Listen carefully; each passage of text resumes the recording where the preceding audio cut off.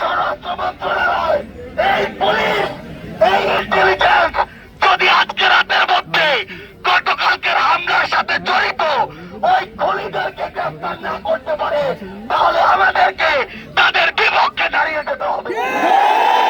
বর্তমানকালীন সরকারকে বলতে চাই, যে ছাত্র জনতার রক্তের জীবন দিয়ে আপনাদেরকে ওই সরকারে বসিয়েছে, তাদের জীবনের নিরাপত্তাকে দিবে।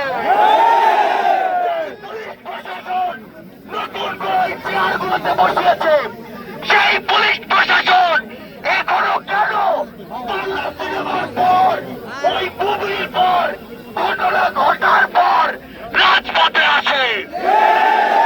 আমরা কেন এখনো 2 ঘন্টা ধরে পুলিশের সাথে যোগাযোগ করে পুলিশকে মাঠে নিয়ে আসতে পারি না?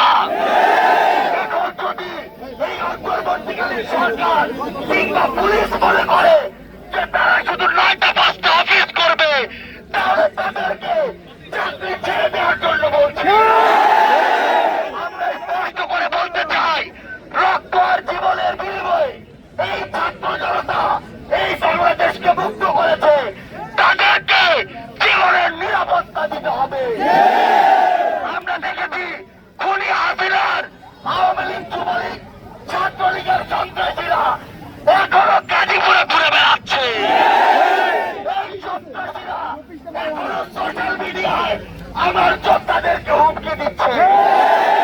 এই অন্তর্বর্তীকালীন সরকার, এই স্বরাষ্ট্র মন্ত্রণালয়, এই পুলিশ, এই ইন্টেলিজেন্স যদি আজকে রাতের মধ্যে গতকালকের হামলার সাথে জড়িত ওই খুনিদেরকে গ্রেফতার না করতে পারে, তাহলে আমাদেরকে তাদের বিপক্ষে দাঁড়িয়ে যেতে হবে। 250-টিরও বেশি ডিজাইন অপশন নিয়ে ওয়ালটন স্মার্ট ফ্রিজ, বোঝে আপনার প্রয়োজন। বিগত দিন ধরে আমরা গ্রেফতার খেলা দেখতে পাচ্ছি। 2 দিন পর আদালতে বিচারক নামের কিছু অকল কুষ্মাণ্ড, যারা ওই খুনি হাসিনার দোষর, তারা আবার গিয়ে তাদেরকে জামিন দিয়েছে। আমরা স্পষ্ট করে বলি, ওই হাইকোর্ট, সুপ্রিম কোর্ট থেকে শুরু করে প্রত্যেকটা জেলার যত কোর্ট রয়েছে, এই কোর্টগুলো থেকে ওই খুনির দোষর 5টা অযোগ্যদেরকে এখনই অপসারণ করতে হবে। আমরা এই গাজীপুরে দেখেছি, ওই কোর্টগুলোতে টাকার বিনিময়ে, বিভিন্ন রকম উপঢৌকনের বিনিময়ে অনেক দাগী আসামিকে জামিন দিয়ে দেওয়া হয়েছে। ছাত্রলীগের কালো হাত ভেঙে দাও, ঘুরিয়ে দাও। আওয়ামী লীগের কালো হাত ভেঙে দাও, ঘুরিয়ে দাও। ছাত্রলীগের ঠিকানা এই বাংলায় হবে না, আওয়ামী লীগের ঠিকানা এই বাংলায় হবে না। দিল্লি না ঢাকা, দিল্লি না ঢাকা,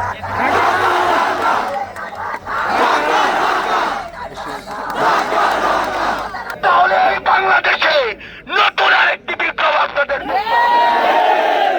আমরা স্পষ্ট করে বলছি, গতকালকের হামলায় যে সন্ত্রাসীরা জড়িত ছিল, তাদেরকে আজকের মধ্যে গ্রেফতার করতে হবে। ইতিমধ্যে আমাদেরকে স্বরাষ্ট্র মন্ত্রণালয় থেকে জানানো হয়েছে, এখন পর্যন্ত 16 জনকে গ্রেফতার করা হয়েছে এবং তারা আজকের মধ্যে গ্রেফতার এবং সার্বিক ব্যবস্থা সংক্রান্ত সার্বিক বিষয়ে একটি প্রেস